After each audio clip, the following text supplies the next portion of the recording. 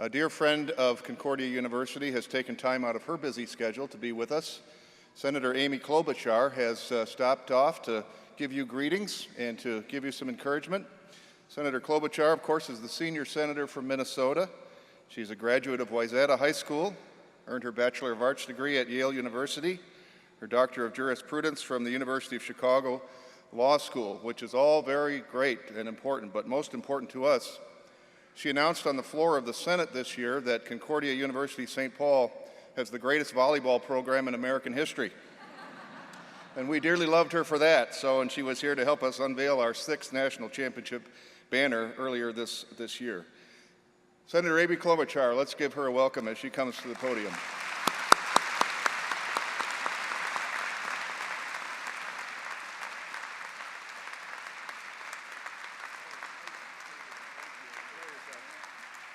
Well, thank you so much, President Reese. Thank you so much, all of you. Congratulations, graduates. It was so fun to be here, to hear the music as you were walking in, and it always reminds me of one of the moments of my life. I always remember walking into pomp and circumstance and worries I'm going to trip, you know?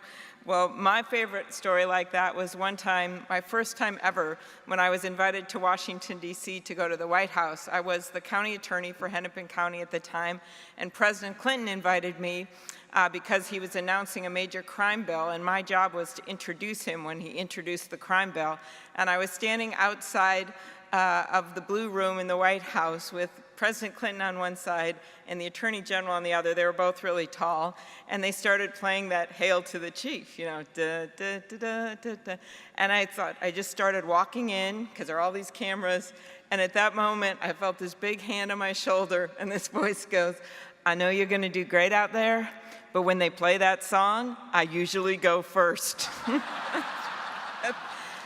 That was my first time in Washington. It's gone a little bit uphill since then. I heard Annette. I was so impressed by your remarks, Annette. And also, I know you're going to have a great commencement speaker today in Dr. Chapman. This university is so much more than just a learning institution. It's a community, a place where characters are built, minds are enriched, perspectives are expanded, and lifelong friendships are made. And what a community. As a yellow ribbon campus and Minnesota's most diverse private college campus, young veterans and students from all backgrounds thrive here at Concordia. And as was mentioned, we were so proud of the volleyball team. As our state's unofficial poet laureate Garrison Keillor says, Minnesota is a place where the women are strong, right? The men are good looking, just look around you. And all the women's volleyball teams are above average. We are very proud of Concordia. Well, you're all about to embark, graduates, on an exciting new part of your life.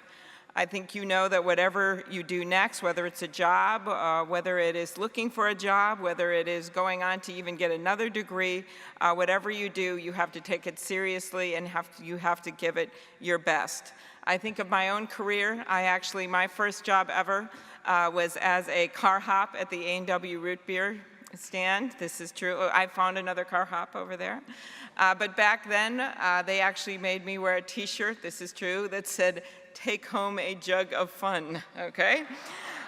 So from then, I went on to become a waitress at the Baker Square Pie Shop until my career came to an abrupt end when I spilled, this is true story, 12 iced teas on one customer.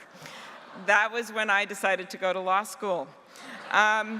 Then I was off, and my first job actually in politics was way back. This is going to kind of date me, but when Vice President Mondale was in the Vice President's office, very exciting to have a Minnesotan there, and I went there all bright-eyed. This is my first job, and the first job they gave me was to take the furniture inventory of all of the Vice President's staff, and I literally had to crawl under every desk, chair, sofa, table, and write the serial number and make sure that it matched. It went on for 3 weeks, but when I look back at that, I learned 2 lessons. The first was that Vice President Mondale was very honest. Nothing was missing. He did our state proud. But the second was that you take all your jobs seriously, even though it might not be your perfect job right when you get out of school, because that was my first job in Washington, and this was my second. So there you go.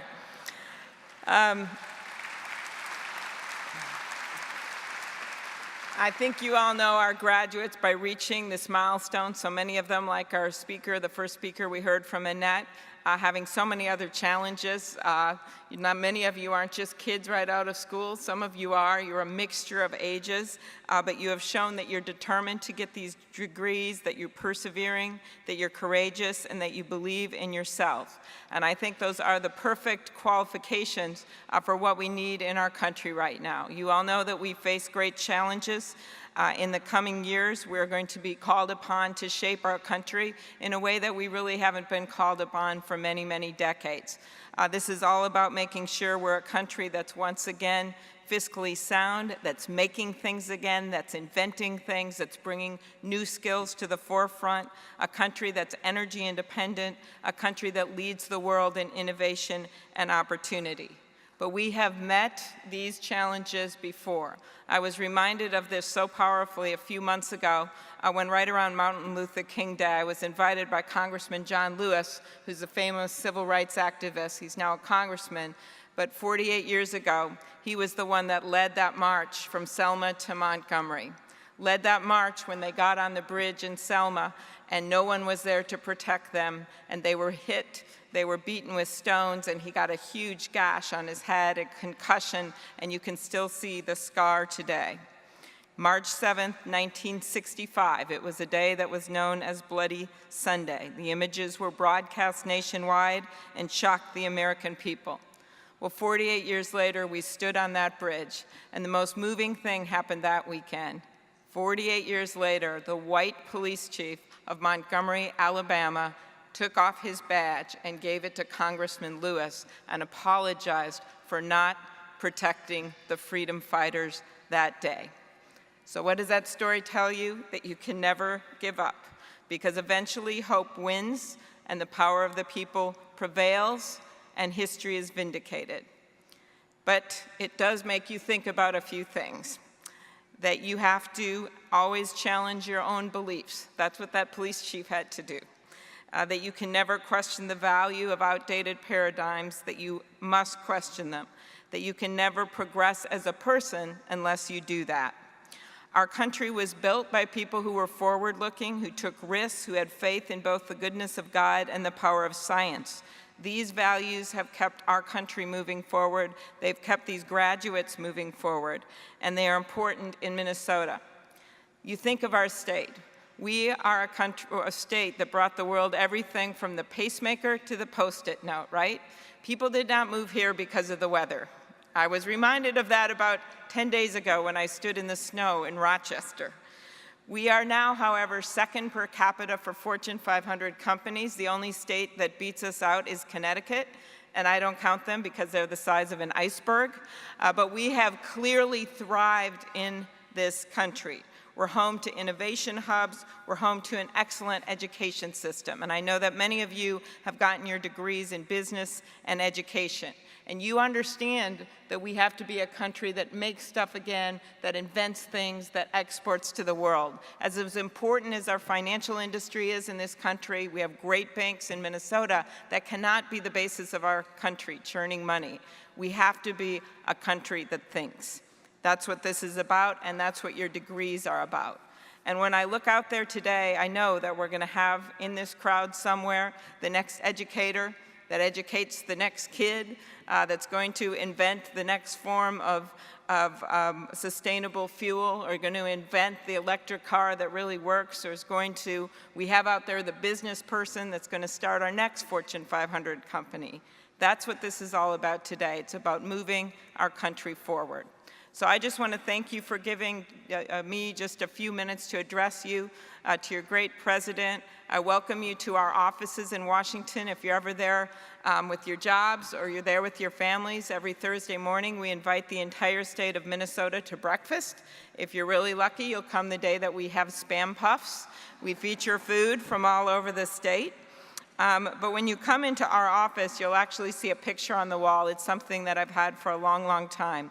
And it's a picture of a woman, and an angel is actually holding the earth and giving her that earth, and this person is holding the earth in her hands with the angel having just given her the globe. And the words on the picture reads, "In my dream the angel shrugged and said, 'If we fail this time, it will be a failure of imagination.' And then she placed the world gently in the palm of my hand." Well, I know that there is no failure of imagination here in these graduates. They have drive, they have ambition. And when I think of putting the world in the palms of people's hands, I can think of no better hands to put them in. So I wish you all luck on your journey. I feel good about the future of our state and our country, but I feel even better when I know you've gotten a great education at this great institution. So good luck, graduates, and thank you as well to your parents and your grandparents and your brothers and sisters and kids and everyone who is out there, and your teachers who have stood by you as you have met this great challenge and are going on to the next one. Thank you very much.